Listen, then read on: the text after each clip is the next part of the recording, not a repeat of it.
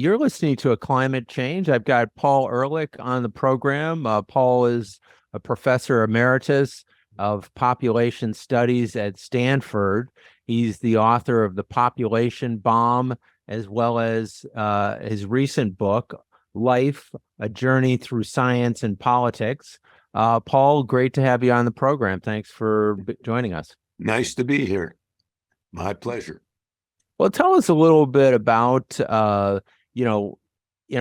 guess I'll challenge you right off the bat. I just read an article about China's population going down from 1.4 billion a little bit, and that the trajectory is towards 800 million by the end of the century. So why is overpopulation a problem if the largest country is declining in population by maybe 600 million within less than 100 years? Yeah, that's a good question. The top economist in the world, Sir Partha Dasgupta at Cambridge in England, who just did a 600-page study for the British government, concluding, and that was with a big crew of other scientists, concluding that the world could be sustainable if there were about 3.2 billion people in it, and everybody was willing to live at slightly less than the Mexican standard of living. Guess what? We've already got more than double that number of people. And if we're really lucky, it might go down to something like 200 million people eventually, which might be sustainable. But China right now has plans to use bulldozers to plane the world flat, make roads, and put electric cars on them, and destroy what's left of our life support systems. And it is wonderful news that China is finally getting to the point where they're having fewer births per year than they're having deaths. And it is typical of American newspapers to say this is a crisis. It's a fantastic piece of news, probably not good enough to do anything about the end of civilization, which is likely approaching, which all of my colleagues feel is almost inevitable. But it's good news, but it's bad news that most people don't get it. We have at Stanford a school of sustainability that doesn't seem to understand that a first question, if you're going to do sustainability anywhere, in a small area, in a house, anywhere else, you have to know how many people are going to be sustained. But a colleague of mine was told not to teach a course in demography and population in the School of Sustainability. The School of Sustainability is populated by engineers and geologists, most of whom not the slightest clue what is involved in sustainability. Well, it's a fascinating question as to how many people can be sustained on the planet.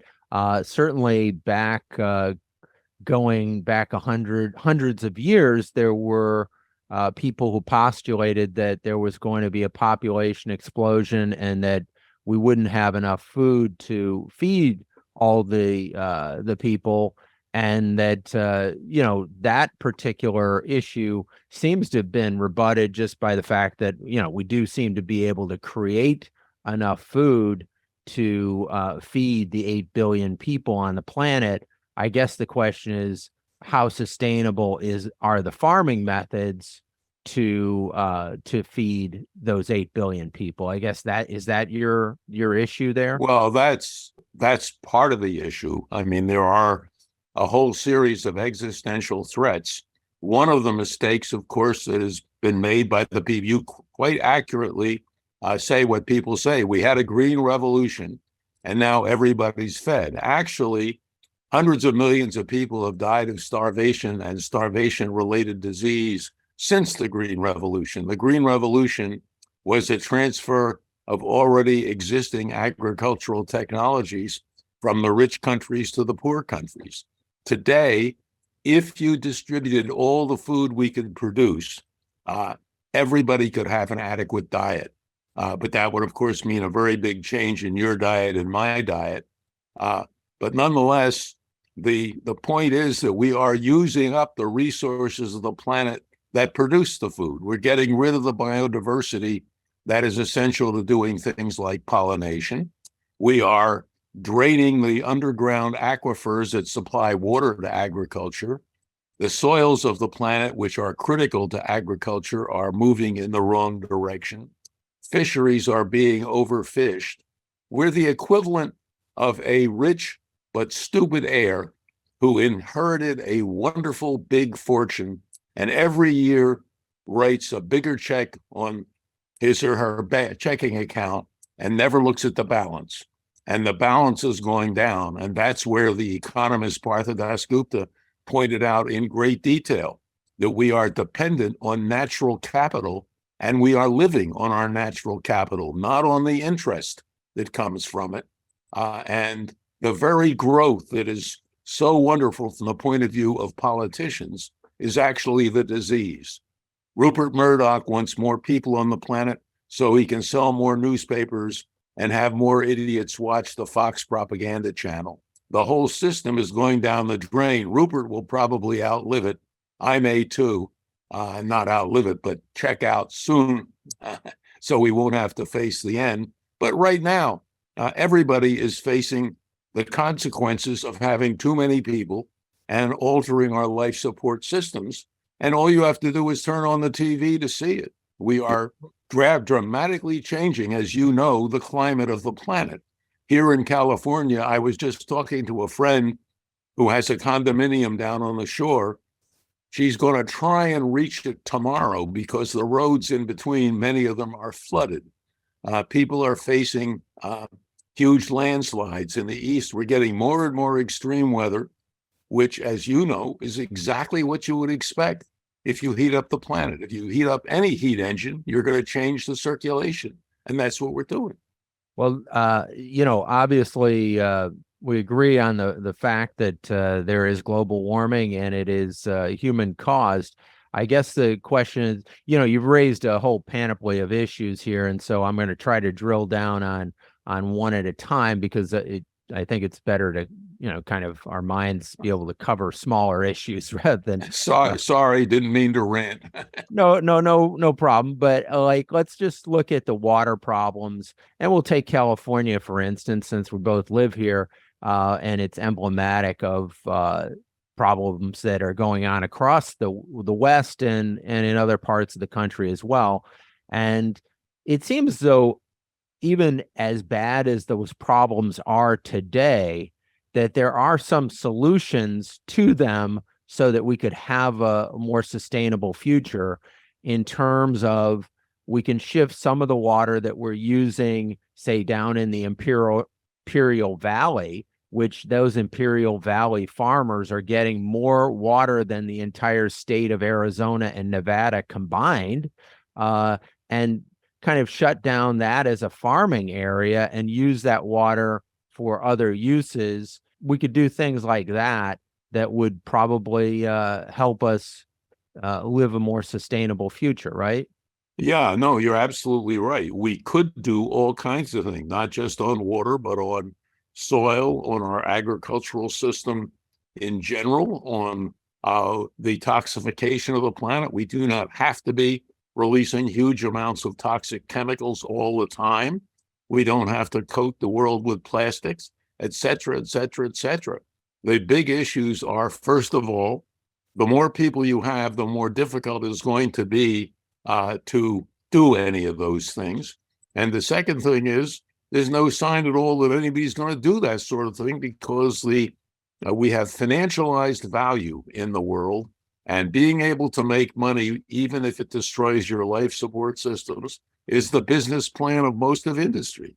And where is there a sign? For example, all the talk you hear about non-fossil fuel generation of energy, we're still using fossil fuels at roughly the same rate we were 10 years ago, except more. But we've just been adding the wind power and et cetera to the grid. We haven't been fixing the grid.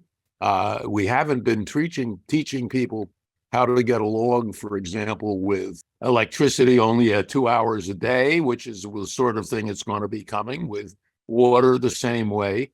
But you're perfectly correct. We could do all sorts of things, but that's why the action in the academic world, at least, is not in the technological sciences. It's in social science and the humanities. That is, the big question is, why aren't we doing anything about these existential threats?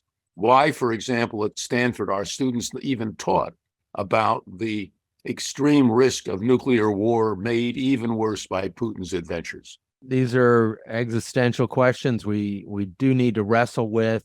I guess I would say it's just kind of the nature of humans that we tend not to focus until the gun is to our head, literally or figuratively, on these important problems. And to the extent that humans are waking up, however slowly, to this is useful, it obviously needs to have a much greater awakening much more quickly in order to really solve these problems.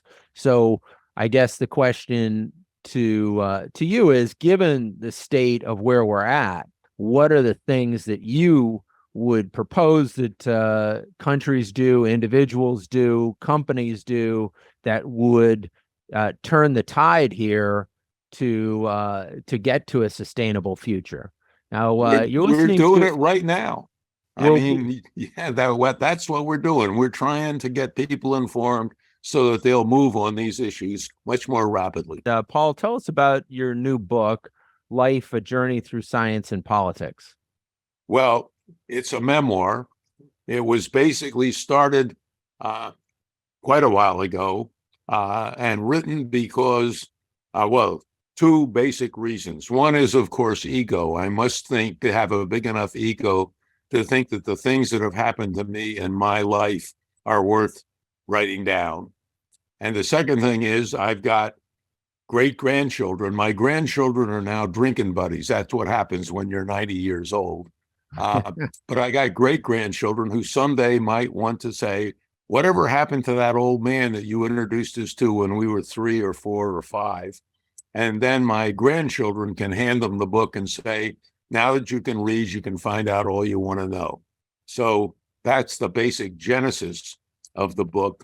But it basically also, I think, is something that will be instructive, particularly for young people interested in science, because the thing that I hope it emphasizes is not just an appreciation of the lovely world we live in and how it supports us, because I've written lots of books on that, but it can show how a scientist can move from subject to subject, bringing the same basic evidence-based view of the world, and have lots of adventures and do lots of different things and meet lots of wonderful people. And at the end of the book, I did acknowledgments, and it turned out that I remembered at the time about 600 people who had helped me in one way or another.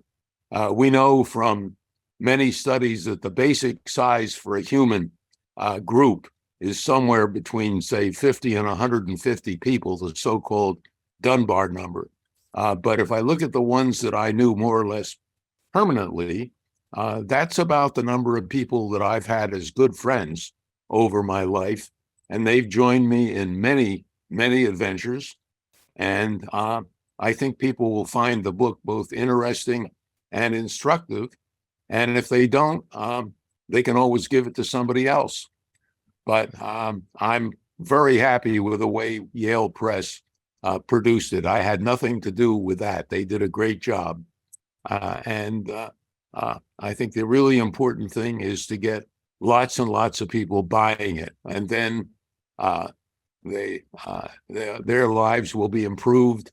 And I'll be able to give more money to the organization that I support to fix up the world, because we have, when the scientists of the world got together and did an assessment at the turn of the century, 25 years ago, roughly, of the state of our life support systems, they said they were totally screwed up. And Ann and I said at the time that the big question to answer is, why aren't we doing anything about it? And so we developed what we then called the millennium assessment of human behavior to try and understand why, with all the stuff going on right before our eyes, we're still not doing anything about it. And that led to a group called the Mob, MAHB, and it's trying to get civil society oriented to deal with the big questions like you are dealing with climate disruption, to actually do something about it, not talk about it, not go to phony international meetings where people lie about what they're going to do, but actually do something about it. And that's right now, that's where my royalties, any royalties, are going to go. So you're funding Mob through your royalties? Funding Mob through money that I've managed to gather. Ann and I have a wonderful middle class life, and that, or by world standards, of course, we're filthy rich. You have to understand that if you're going to have a decent world, you're going to have to redistribute wealth and resources in some manner. But that's not a very popular topic here in the United States, where we are the biggest super consuming world, although lots of people are trying to compete with us for that. The Stanford University is not interested in that sort of thing. Stanford University is interested in getting lots and lots of money to make sure the dean's offices are well carpeted and that they can produce the kinds of people who will go to work for the oil companies or Wall Street and so on, in a world whose system is basically broken. We have a 300,000 year history as Homo sapiens, as modern Homo sapiens. And we started screwing things up 10,000 years ago with agriculture, and then moved on because with agriculture, one family could feed more than itself. And so you ended up getting mechanics and soldiers and priests and all sorts of people who did things besides just get their food. And we ended up with industrialization. And it's got some wonderful things for people like you and me. It's had some hideous things for many, many, many people in the past. And we're moving towards another period of hideous things if we survive, because our technological capabilities now have made it possible for us to develop ways of killing everyone. And some people are threatening to do it, of course, as you know. And we've accidentally come very close about 8 or so times in the last decades. Well, I guess one of the topics that you have written a lot about is population growth. And what is your belief in terms of how population growth can be limited going forward in a way that's realistic or doable?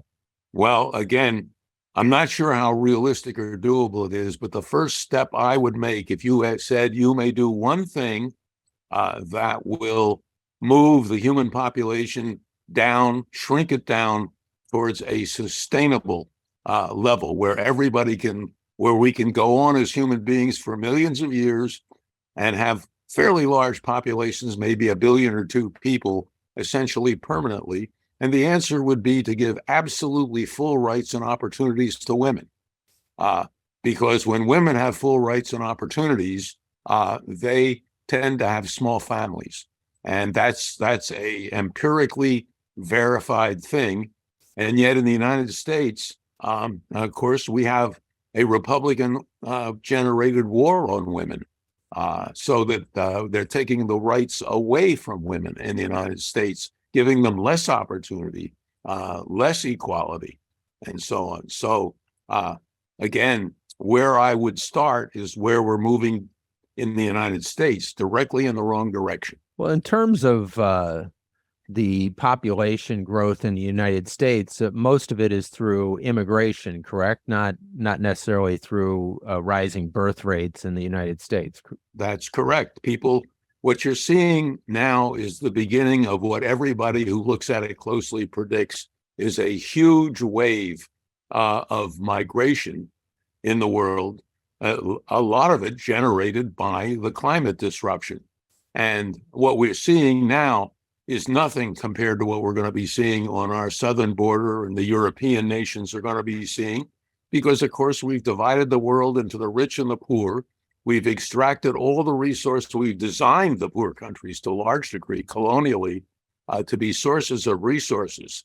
The boundaries in Africa are basically where European armies ground to a halt against each other, and they designed the countries, the rail systems, and so on, to take produce to the shores so they could be shipped to Europe primarily then, and to, of course, in the United States, the same thing. Our huge prosperity is based in no small degree on the triangular slave trade.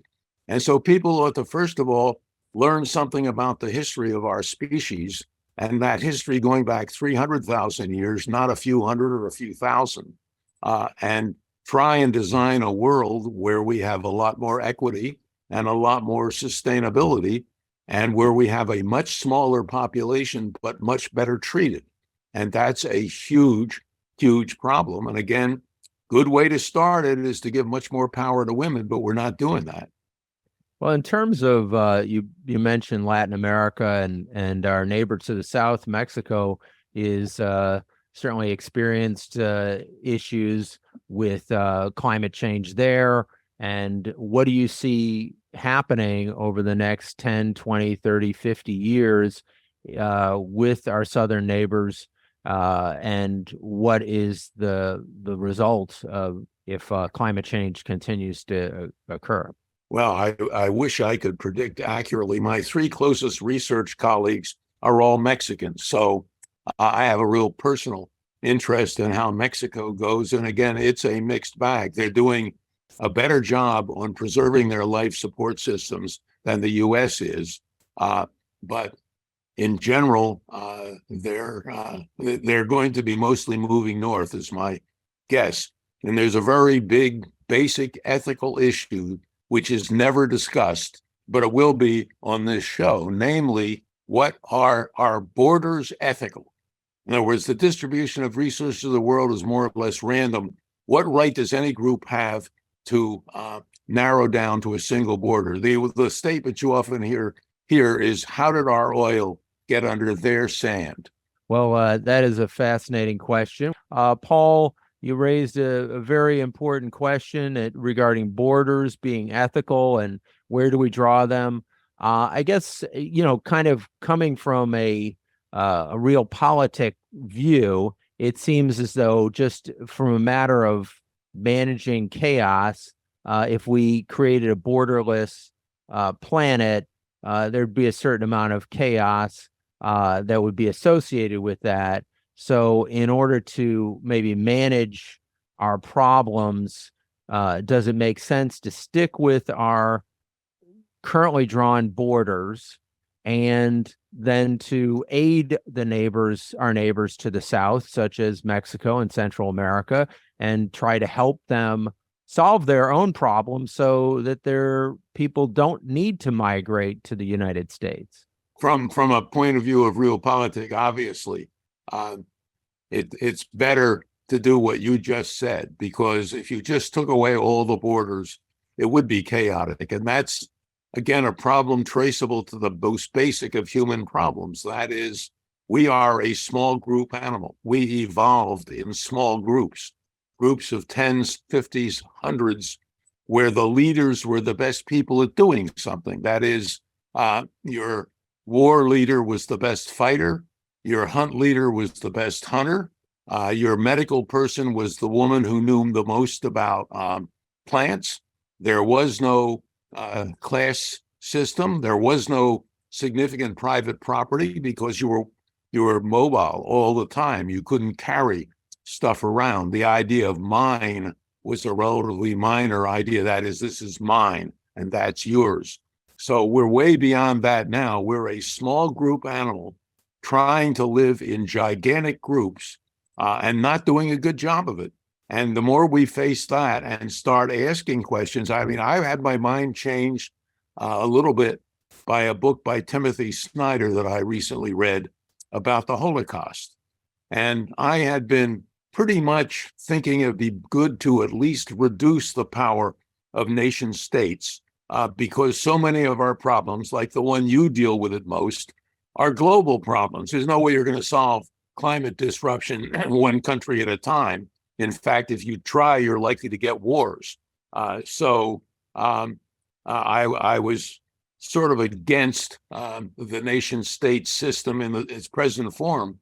But Tim Snyder's book pointed out that the Holocaust would have been much worse if there hadn't been nation states, that in fact Hitler only really managed to carry out the Holocaust in countries where he had already destroyed the nation itself.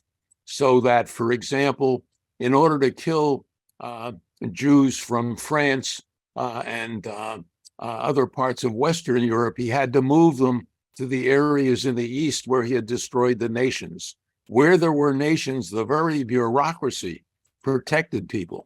Now, that's a far out idea, obviously, but it's an interesting issue of what are the effects of taking a small group animal, building them up into gigantic groups, and then dividing them semi-arbitrarily. We know how nations evolved originally. What direction should we be going? I don't know for sure, but it's the sort of thing that political scientists should be looking at, and everybody should be looking at. And of course, to a degree, we do. In the United States now, we have huge debates over whether or not we should be just a nation of white Anglo-Saxon Protestants or a rainbow nation from many different cultures, colors, and so on and so forth. Well, let me ask you, in terms of the megalopolises that we have, I mean, certainly a lot of environmentalists and scientists will point to the fact that somebody living in Manhattan uses a lot less energy per capita than somebody living out in the rural areas of the United States. So that from a standpoint of energy consumption, it seems as though we're better off living in cities than in living in smaller groups. So that's part of the problem that we're facing, right? Well, there are advantages to avoiding urban sprawl and moving into high-rise cities and so on, because that leaves more room for the natural systems that support our lives. That's important. But of course, the amount of energy used by people in New York is vastly larger than the amount of energy used by, say, subsistence farmers anywhere. So it's, again, a very, very complex system, and the big questions need to be addressed. Certainly, we know what some of the mistakes have been. Moving people everywhere in separate heavy automobiles simply was a mistake, and that should be reversed. We should, eventually for certain kinds of travel, co-owned cars, things like Uber and Lyft actually, if they're not running all the time, have got certain advantages. But having everybody have one or two cars is absolutely insane. And we know that. Urban sprawl is terrible. We should be tearing down strip malls and turning them back into farms. No question about it. There's all sorts of things we should be doing, and you're raising the right kind of issues, but they're not issues that you find really discussed in detail, either in the mass media or on the web, anywhere else. When the president of the United States gets up and says, look, there are too many Americans. We are aggressive around the world and have used our armies to get land and resources from people everywhere, just as other rich countries have. And that is leading us to an end to our civilization, to the things that we like. What are we going to do about it? How do we go to degrowth? And there are organizations that are actually trying to move people towards degrowth. There's one called Degrowth. There's another called Growth Busters, and so on. Virtually everybody who's looked closely at the world situation knows that we have to shrink the size of the human enterprise if it's going to persist. We have to start living on the interest of our capital, not depleting our capital, increasing our capital if we can.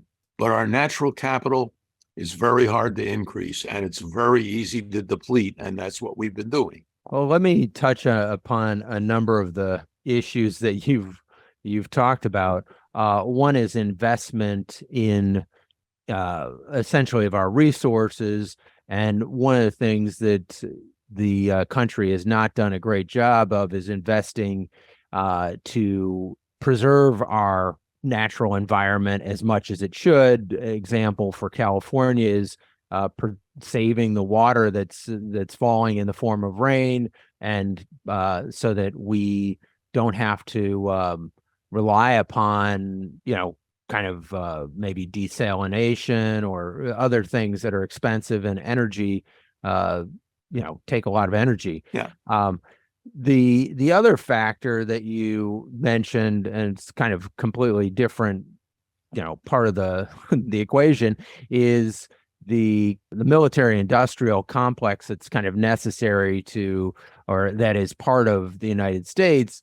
But in a situation like we have today, isn't that a necessary component? Because we would have Russia going in and taking the Ukraine, starting a war of aggression, if we didn't have a military industrial complex to, send weapons to Ukraine.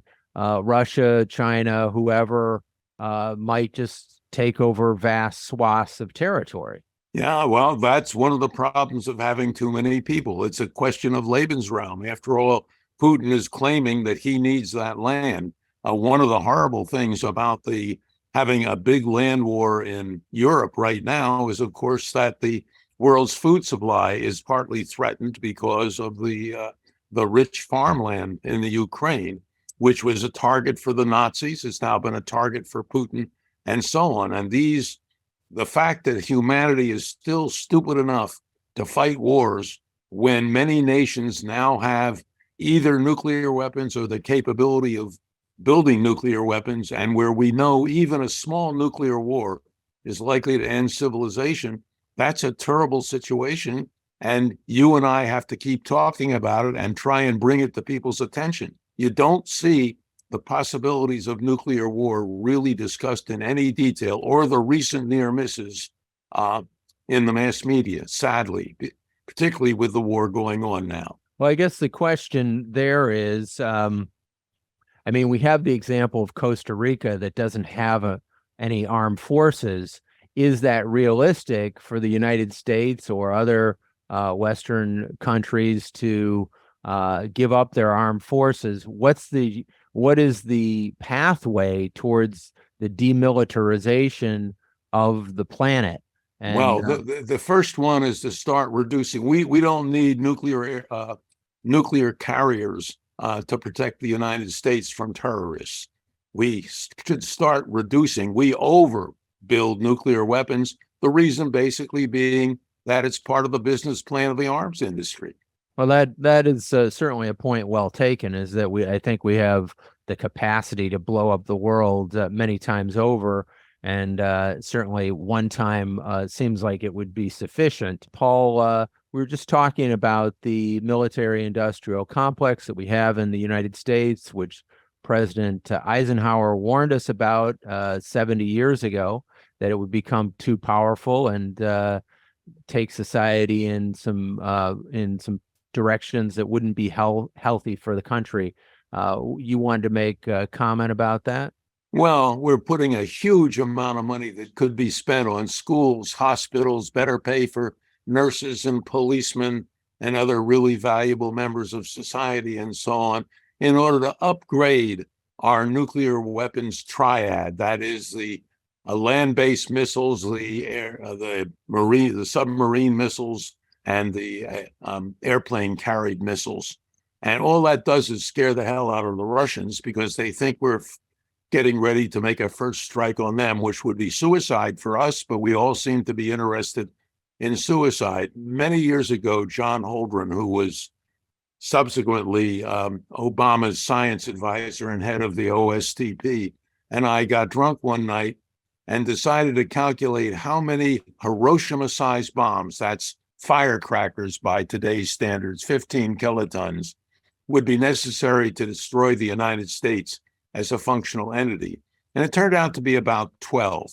That is, all you have to do is take out Washington to end the confusion, New York to end the financial industry, and then the road junctions, around the road and rail junctions. Because once you get rid of the road and rail junctions, most everybody starves to death because the food isn't produced in Los Angeles or New York, and you have to move it there. And if you can't move it there, if you bring down the electrical grid and can't pump gasoline anymore, you're basically finished. And it turned out that Russia, we only needed, I think it was 11 for them because they have fewer hubs to take out.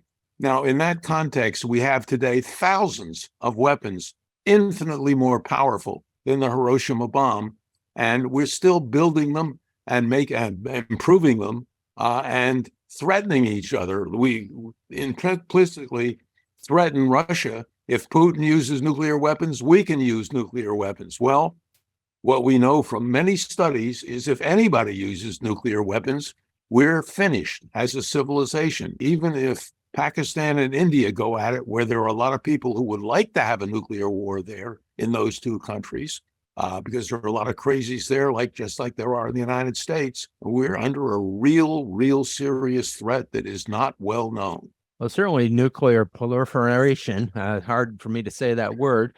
I don't say it enough, probably, is a very major problem. And Pakistan is kind of a tinderbox there. And their government is very unstable and have a lot of nuclear weapons. That God knows what could happen there. But and the climate is a serious issue there too that feeds into all this. Yeah, of course. And I had some guests on the program recently who were studying the possibility of putting extending the life of ice, which would create greater reflectivity of the sun so that more energy was kind of bouncing back away from the planet and could keep our ice from melting away as quickly in the Himalayas as well as in the Arctic. It's heartening development.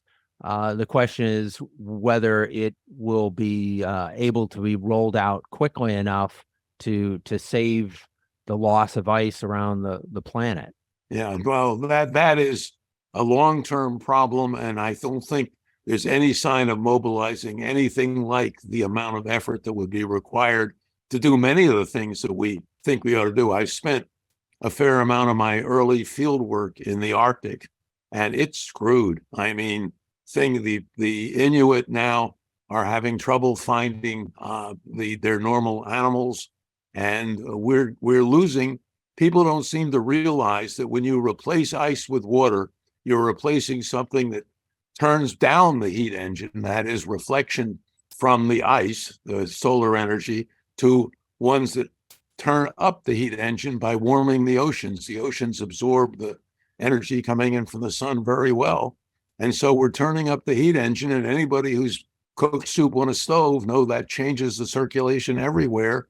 And we're utterly dependent on the climate. We've designed our agriculture around present types of climate. And anybody who has had their tropical fish tanks heater go off or planted a palm tree in their backyard in New York knows how dependent creatures are on exactly the temperature they evolved for. We're changing the temperature for everybody. And when they go away, they stop doing the things we need to do. Well, certainly we need to invest multiple times more money and resources on saving the Arctic and the rest of the planet. But the Arctic is going the fastest because the changes of temperature there are multiple times greater than they are at other parts of the planet. That's right. You would not expect the planet to warm evenly, and it isn't.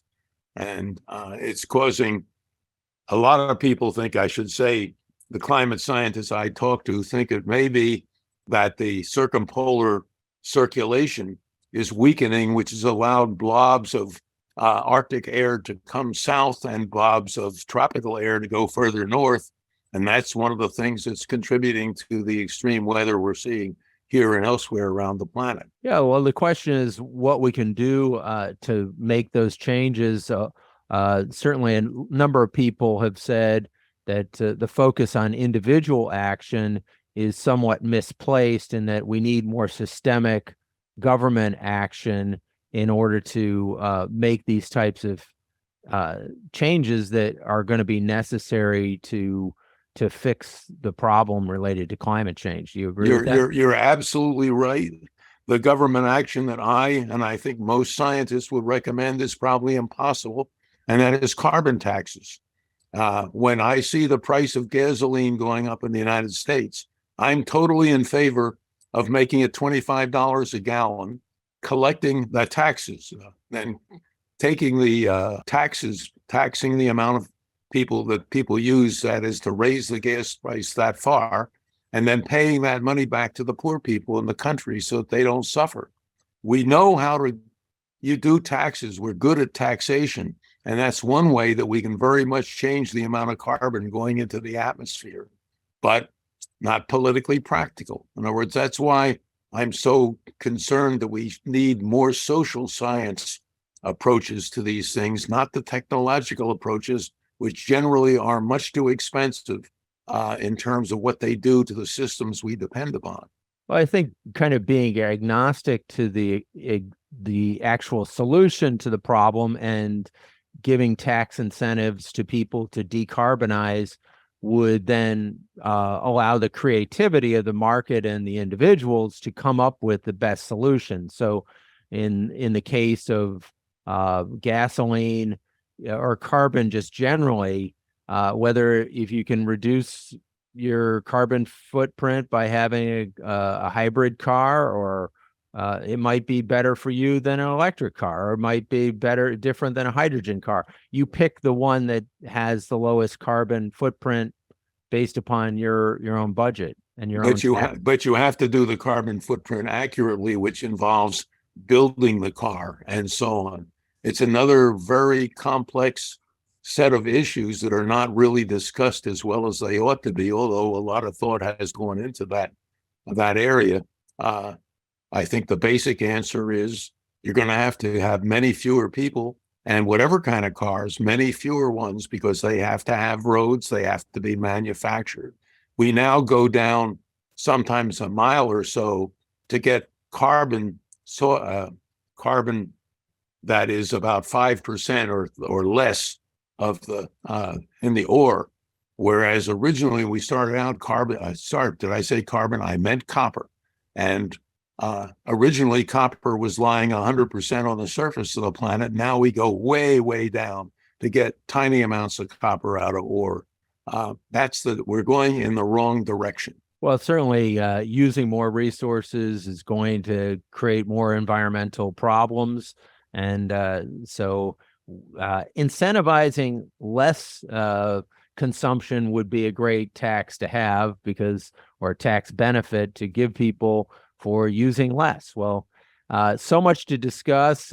Thank you, Paul, for being on the program. Paul Ehrlich, Professor Emeritus of Population Studies at Stanford. Thanks for being on the show. It's my great privilege, and the young people out there, get out there, learn about it, and do something. Amen to that. So tune back in next week to listen to A Climate Change. To learn more about our work at A Climate Change and how you can help us reach our goal of planting 30,000 trees in the Amazon this year, visit aclimatechange.com.